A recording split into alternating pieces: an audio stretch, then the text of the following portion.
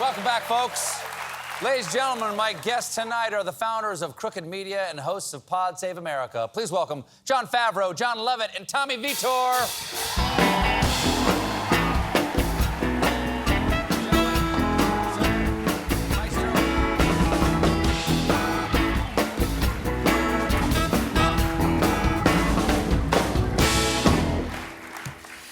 Okay, let's get straight to the heat of the meat here.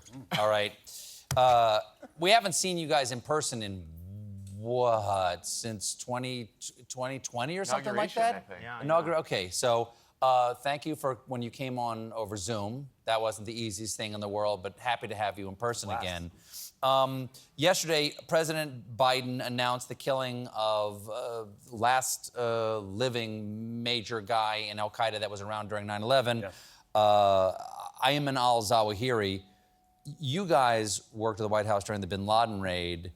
What does it feel like in the White House? How big of an announcement is this? And what is it like inside the White House when you know this announcement is coming? I mean, this is a huge counterterrorism operation. You know, Zawahiri was the founding member of Al-Qaeda. He founded it with Osama bin Laden. He plotted the 9/11 attacks. He plotted the bombing of the USS Cole. And we've been trying to get him since before 9/11, since 98. 21 years, some odd years, we've been hunting this guy.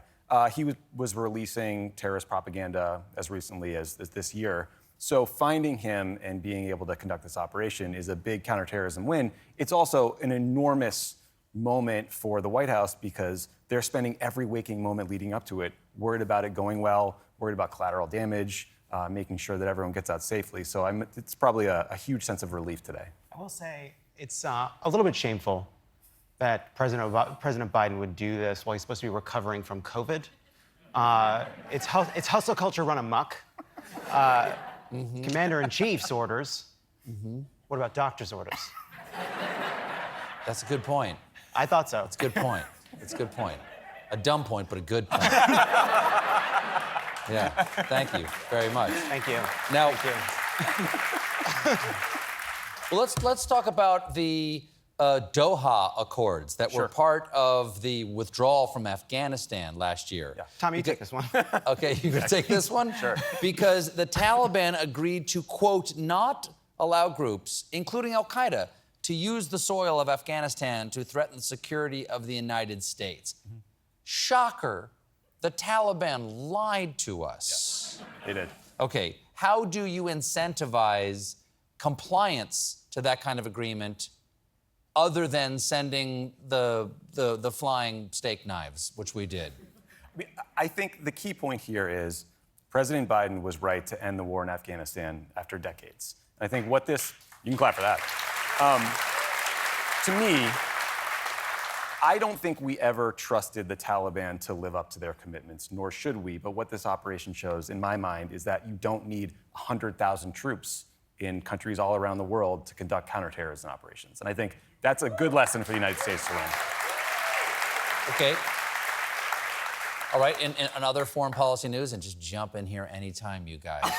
In other foreign policy news, Speaker Pelosi landed in Taiwan today for a trip that military leaders, not only Chinese military leaders, but American military leaders said was not a great idea for her to go. Look, I know it's a controversial trip, but given the way her husband drives, I think it's exciting when she gets anywhere. You know? Wow. I read the news. Wow. Some of the audience reads the news as well. I'm so sorry. How do you guys feel about that? He had a DUI. That's a joke about his DUI. Tommy, you want to take this one? That's all the time we have, Stephen.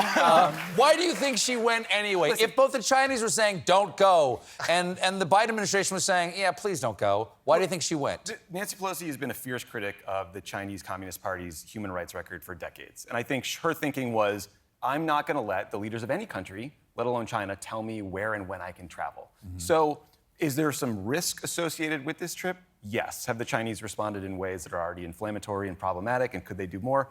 Yes, but, you know, I don't want to tell Nancy what to do. I don't have the stones to do that, do you? We have to take a quick break, but when we come back, I will talk to Jon Favreau, Jon Lovett, and Tommy Vitor about the upcoming midterm elections. Stick around.